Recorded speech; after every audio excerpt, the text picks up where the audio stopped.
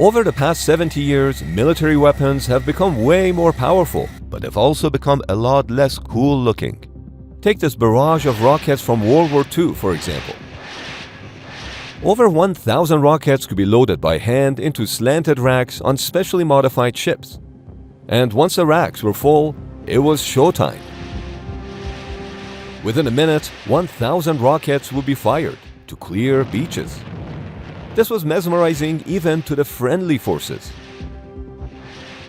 Compare that to now. A 20-foot canister is loaded by a crane into a hidden tube below the deck. And once fired, it goes so far away that you can't even see the impact. Powerful? Yes. Cool looking? That's debatable. The aircraft from Cold War era also looked so intense that it would make the hair on the back of your neck stand up. Those have been replaced by the F-35. Now, you might think this is just advancements in technology, going from dumb, inaccurate rockets to guided missiles, and replacing the need for speed with the need for stealth. But that's not the whole story. The real shift began when firepower stopped being visible. Old weapons looked cool because their power was obvious. You didn't have to be a genius to know what the World War II battleship's 16-inch guns, the B-17's ball turrets, and the rocket launchers mounted on a support ship were for. You could almost understand the machine just by looking at it, because everything was visible. That's why some people want to bring back the battleships. In this case, they want them to be nuclear-powered too. I have approved a plan for the Navy to begin the construction of 2 brand new, very large, largest we've ever built, battleships. Early Cold War aircraft were the same. The SR-71 looked insane because its speed, inlets, chines, black paint, and titanium structure were all visible. The A-10 looked strange because its entire design screamed one mission: low-speed close air support with a giant gun. But let's not forget that back in the day, designing weapons and military aircraft almost was like a religion. Kelly Johnson, the man who built the SR-71 and the U-2 spy plane, had a rule that he repeated to his engineers at Lockheed's Skunk Works. If it looks ugly, it will fly the same. The French aerospace legend Marcel Dassault said the same thing in fancier French. If it looks ugly, it will fly the serp. But they were both wrong about that. Simulating how radar bounces off of curves was nearly impossible with the 1970s computers. But a Lockheed engineer named Denis Overholzer found a paper by a Soviet mathematician, Pyotr Yefimtsev, that gave him a way to predict the radar signature of flat panels. What came out of his calculations was faceted, jagged, and angular, like somebody tried to build a paper airplane out of obsidian. Kelly Johnson looked at the design and reportedly said no aircraft that ugly could possibly be any good.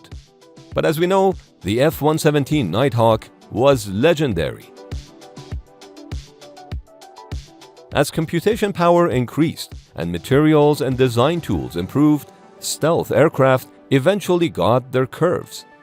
But that also meant stealth designs would converge. That's why stealth fighters look alike, and stealth ships all have similar features. And if you're going to design a new aircraft carrier, it's going to look something like USS Fort. Just ask China. It's the same story with tanks.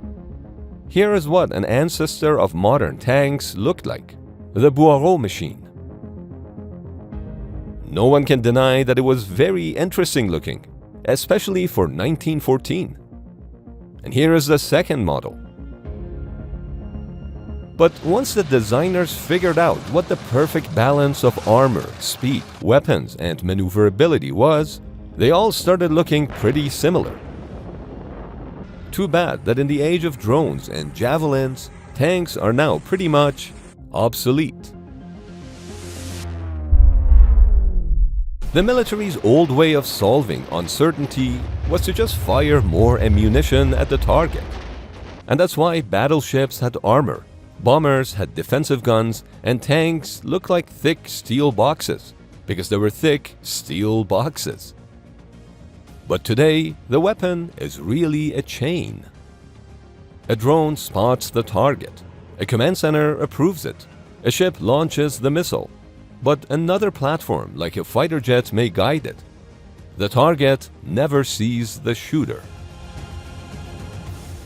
What makes the weapons of today dangerous are things like software, sensors, data links, electronic warfare, radar-absorbent materials, thermal management, networking, and targeting. And since you can't really see those things, it's much harder to appreciate them. But let's not forget that the cool factor is missing these days because many platforms are multi-role. Iconic older weapons were specialized. The A-10 was basically built around a gun.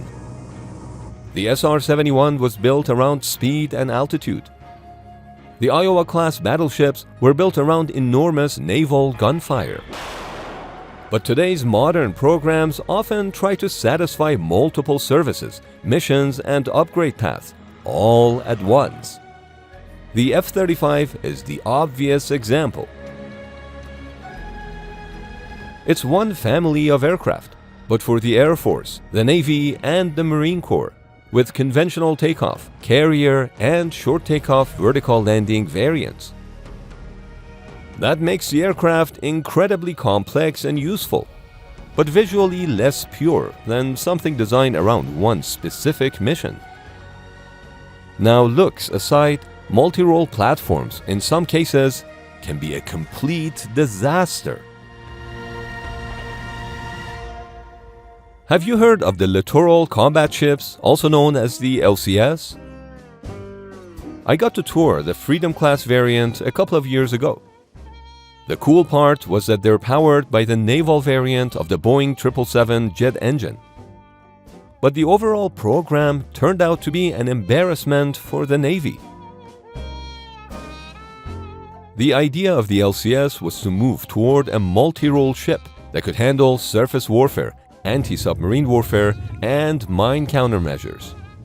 But swapping mission packages in and out turned out to be a total failure. Jack of all trades, master of none. But when it comes to monumental failure, this ship is the reason why the coolest looking weapons are now more likely to get cancelled at inception. Most people have heard of the Zumwalt destroyer, so I won't bore you with too many details. Zumwalt is a $4 billion state-of-the-art warship that can't even afford to fire its big 155mm guns. That's because the price of each round ballooned from $50,000 to $800,000 after the program was cut from 32 ships down to just 3. So now the Pentagon has to think twice before approving a bold, exotic design, because just like the Zumwalt, it can be a disaster. Every strange design creates questions. Can it be built at scale, maintained by ordinary units, upgraded for 30 years? And can the supply chain support it? This is why many exotic designs are eventually cancelled, and if not, they're forced to become less visually exciting. But if I'm being honest, there might be a big blind spot here, and that's nostalgia. Not every modern weapon is boring. The B-21 Raider, the MV-22 Osprey, and the Queen Elizabeth aircraft carrier are all examples of strange-looking designs that are modern. And on the flip side, there is no shortage of old, ugly, boring weapons. For every SR-71, there were countless old weapons and platforms that looked completely ordinary. It's just that history preserves the icons, so we see them in museums, books, and documentaries and fantasize about them.